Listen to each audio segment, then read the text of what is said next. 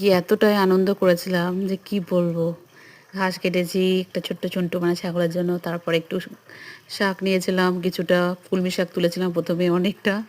আমরা কলমি শাক এখান থেকেই খাই, যেটা দেশি পুরো একদম সুন্দর খেতে, খুবই স্বাদ ভালো। এবং তারপর অনেক কষ্ট করে মা পৌঁছাচ্ছে, চেষ্টা করছে। দেখো কীভাবে চেষ্টা করছে, বাবা অনেক কষ্ট হচ্ছে, আমি তো পারি না শালটি চালাতে। শালটিটা একটু এদিক ওদিক হলেই হয়, সঙ্গে সঙ্গে ডুবে যাবে, পাল্টি খাবে। সেজন্য আমি ভয়তে শালটি চালাই না। দেখো আর একদল পিছন পিছন আসছে, ওরাও যাবে ঘাস কাটতে। আমরা যাই না সাধারণত, কিন্তু আমার ছাগলটাকে, ছোট্ট মান্নাটাকে বিক্রি করে দেবো, কারণ কাজের সূত্রে বাচ্চা নিয়ে পারি না।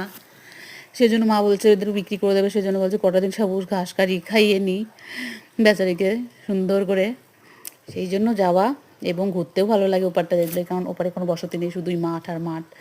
অসাধারণ অসাধারণ।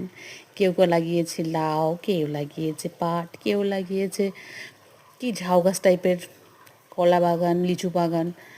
বাবা এত সুন্দর ক্ষেতগুলো দেখতে লাগে, সেই জন্য যাওয়া ভালো লাগে বেশ।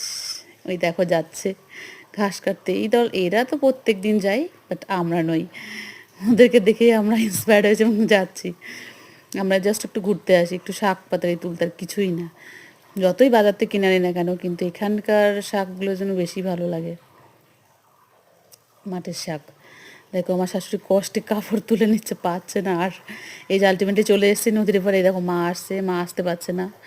এই যে লাউ ক্ষেত, পুরোনো লাউ ক্ষেত, লাউগুলো পড়ে আছে, বীজ করার জন্য ওগুলো রেখে দিয়েছে, ঠিক আছে, মালিকেরা।